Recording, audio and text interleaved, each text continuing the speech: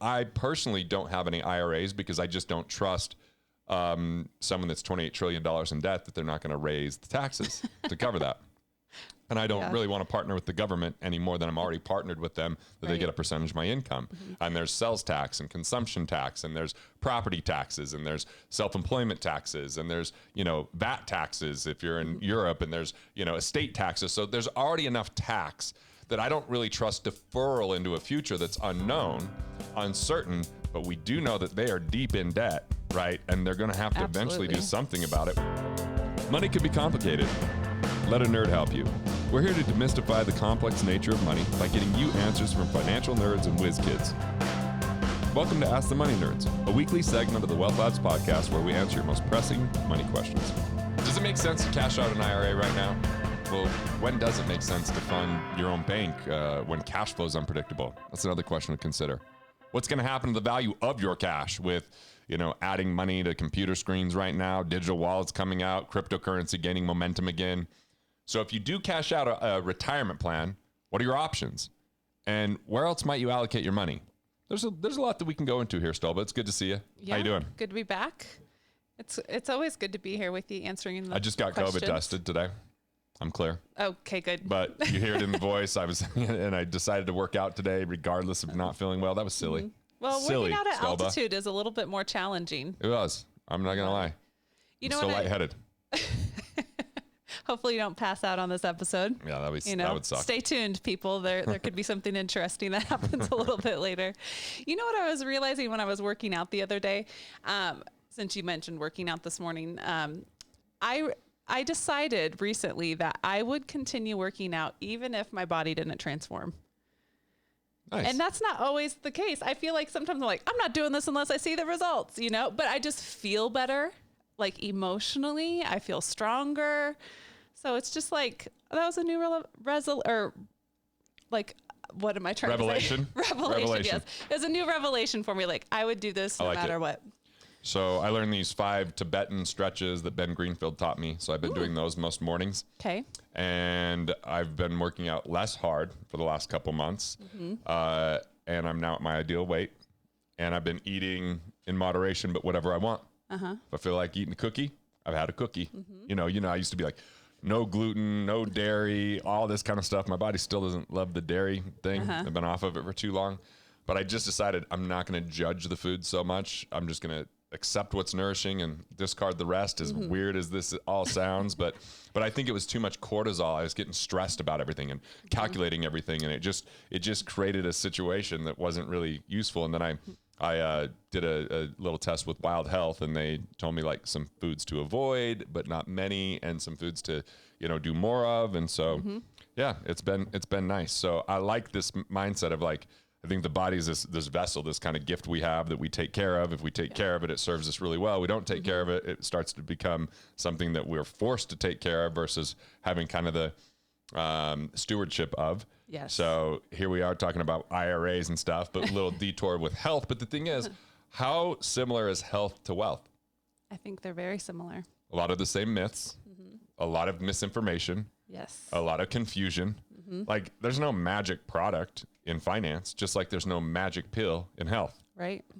You can't do my workouts for me. I know. I can't, unfortunately.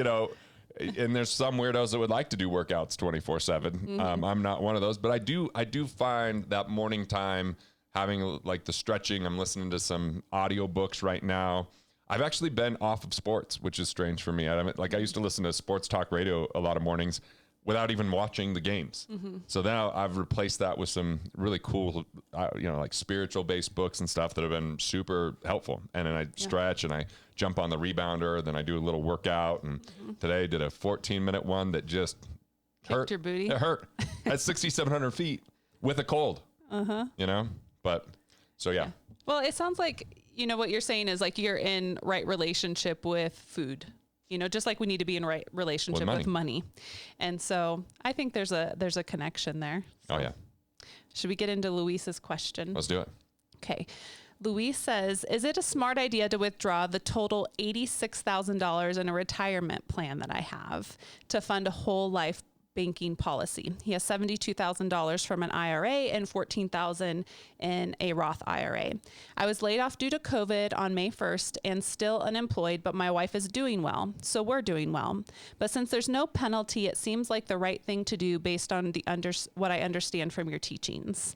So the question here, should Luis withdraw his money from his Roth and his IRA to fund a whole life banking policy? Well, if there's no gains in the Roth, he might be able to get that money out without not only no penalty, but no tax consequence potentially. So that's something to look into. The actual traditional IRA that's pre-tax and it's tax deferred, even though there might not be a penalty due to the COVID rules, there's still going to be tax. And so with no income coming in from him, I want people to be really careful about committing to a monthly amount going to cash flow banking. So cash flow banking, for those that haven't watched the videos, is an overfunded cash value policy where you use something called PUA, paid up additions, where you're putting money in and it's being deposited with the least amount of commission on that. And it gets dividends if it typically dividends above the guaranteed interest rate. And once those are paid, they are guaranteed and they're available. And so you could use that for other investments that maybe come up or paying off high interest rate loans. I mean, those kind of things. And even though there's tax advantages, you don't have the restrictions that you have with IRAs. The problem is this isn't really a clean cut. You can't just roll it over with no tax into this plan because it's one type of asset, which is a government qualified plan to a private contract. And so, for example, if you had a piece of real estate that you were selling, Stolba, you could roll it over to another like-kind exchange piece of real estate, right? There's 1031s and 1035s. One refers to real estate. The other one refers to insurance. So you can go from insurance contract to insurance contract without having to pay tax on your gains. It just rolls into the other thing. But if you're going from a non-similar asset, kind of apples to oranges here, there would be taxation, even though there's no penalty. And if you funded all of that into a policy up front, you might have what's called a MEC, a modified endowment contract, which actually limits a lot of your tax advantages. So it isn't really clean to be like, oh, I'm just going to put this from this IRA over to this cash flow banking overfunded whole life policy, because that policy is probably still going to have premium payments due unless you do have paid up in the first year. And then all of a sudden you lose some of the tax benefits and it's not that much of a tax difference than the IRA at that point. So there's some things to weigh out.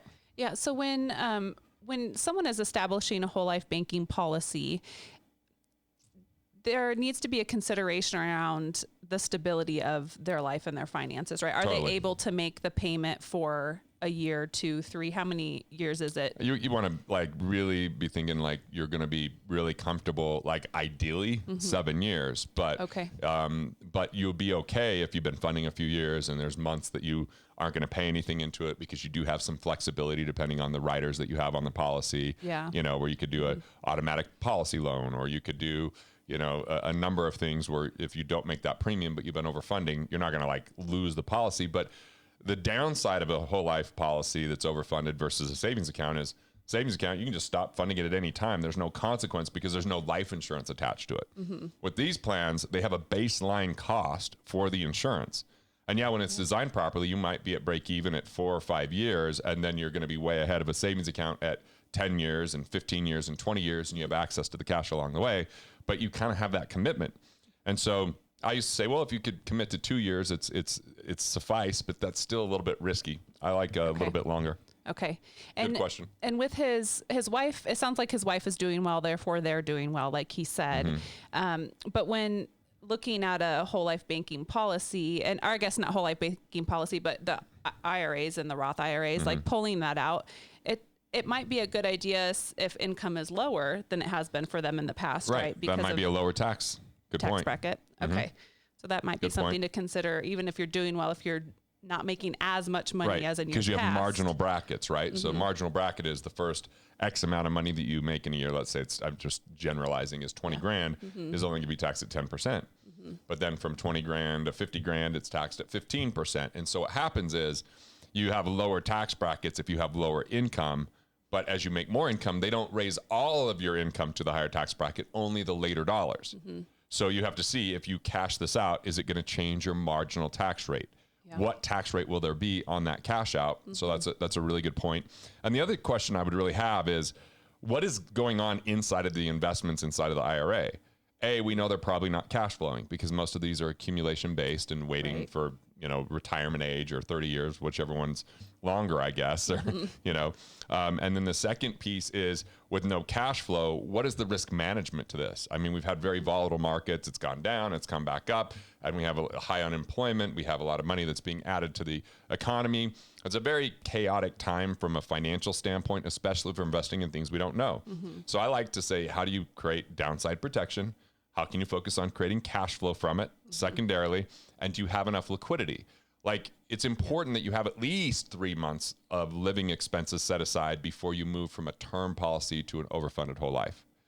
And then when you have that, you can start filtering that into the cash value that's above that. Now, ideally, I'd love to see people with 2 years of savings set aside in cash value to cover expenses if something, crazy happened, like COVID was, is pretty crazy. And, we're dealing with a pandemic. So having that kind of staying power is super helpful. I personally don't have any IRAs because I just don't trust someone that's $28 trillion in debt that they're not going to raise the taxes to cover that. And I don't really want to partner with the government any more than I'm already partnered with them, that they get a percentage of my income. And there's sales tax and consumption tax, and there's property taxes, and there's self-employment taxes, and there's, VAT taxes if you're in Europe, and there's, estate taxes. So there's already enough tax that I don't really trust deferral into a future that's unknown, uncertain, but we do know that they are deep in debt, right? And they're going to have to eventually do something about it, which is either ruin our monetary system or tax us more heavily. I'm not sure which one's going to happen first, but probably get taxed more heavily is what I would bank on. So that's why I don't have money in there. I did have money in those plans back in the day, and I just took the 10% penalty, cashed it out. That was my preference. But I think it's, I think when you have $100,000, you can navigate the tax world a little bit better. Yeah. When you've got millions in there, it's a little harder to if you cash that out, you're in the top tax bracket for the majority of that money. So now what if the government starts raising tax brackets and you're sitting on that money and you're like, do I just let it defer into a higher tax rate? Because from 1944 to 1981, the tax bracket was above 50%. And right now we're at like 37.5, and there's talk about it maybe going up, but we've got the Senate and we've got Congress and, or the House, and we've got, a president. And so there's a lot of things happening there. So I think considering where would you invest it? Yes. Beyond just a whole life policy and what returns are you getting there? Because a whole life policy in today's low interest rate environment, maybe it's going to get 4% after, 5-7 years.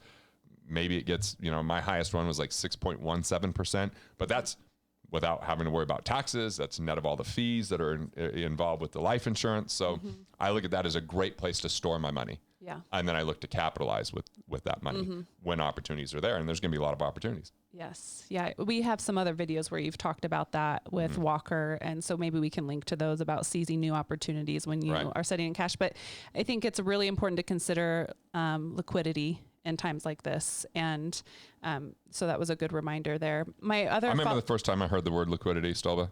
I was 19. I didn't know what the hell they were talking about. They're selling me some, variable universal life insurance product talking about liquidity. And I was like, liquidity? Like 19, I didn't even know what that was. Now I'm obviously very intimately familiar with liquidity, especially when I didn't have it in 2008. You become very familiar with what it is. Yes. Yeah, definitely. One follow-up question that I have for you. How can someone achieve economic independence in this environment where the financial system is ever changing and it feels volatile and it feels very unpredictable, and we don't know what's going to happen in, months or years down the road? For far too long, I think that we've been trained and educated that we should trade our time for money. Right? You hear the statement, time is money. Yes. I don't really believe that. I mean, sure, if you're trading your time for money, okay, you can say that time is money, but I look at it like value creation is the cornerstone of how you make money. Sure, some people get it through luck. Some people get it through pillaging and through deceit and coercion. Yeah. And those are the exception to the rule, not the rule. Yeah, I agree. And so the key right now is what skill sets are going to matter that you can develop, right? Like I'm developing skill sets that I've never had before from an acting standpoint, from a comedy standpoint. And I'm investing in mentors and co-creators and people to support me there because I see that as my future. Now, it doesn't have immediate payoff, but when we create a vision that's compelling enough that we want to work on it every day, you start to win the game.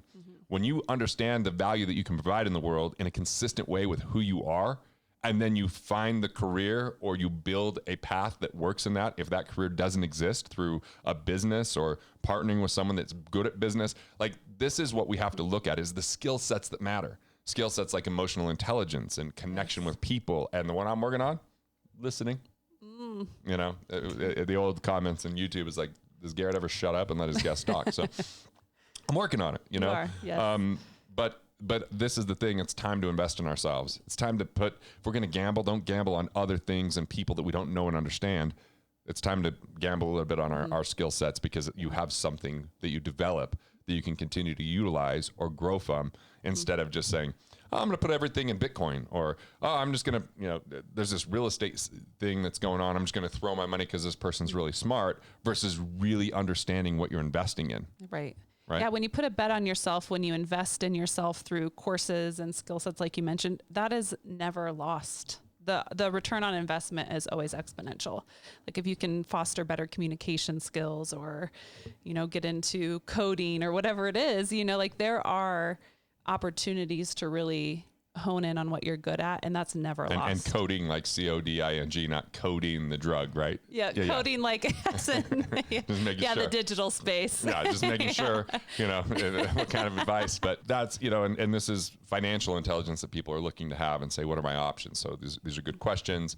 You got to look at the risk assessment of what's actually going on with the existing assets. How can you create cash flow is another piece of that. Yeah. And know your investor DNA, like what investments make sense for who you are versus just diversifying into things you know nothing about and hoping for the best. For some people, it might be paying off loans because they don't know, or it might be taking a piece of that money and putting it into their own education, whether that's online education they're getting that isn't necessarily a school, it's specific to the skill that they're looking for, right? And I mean, I've spent more money every year since the year I left college in 2000 on my education than I spent in college because it was like, okay, like there's consistent amazing individuals that can totally unlock things in an accelerated path.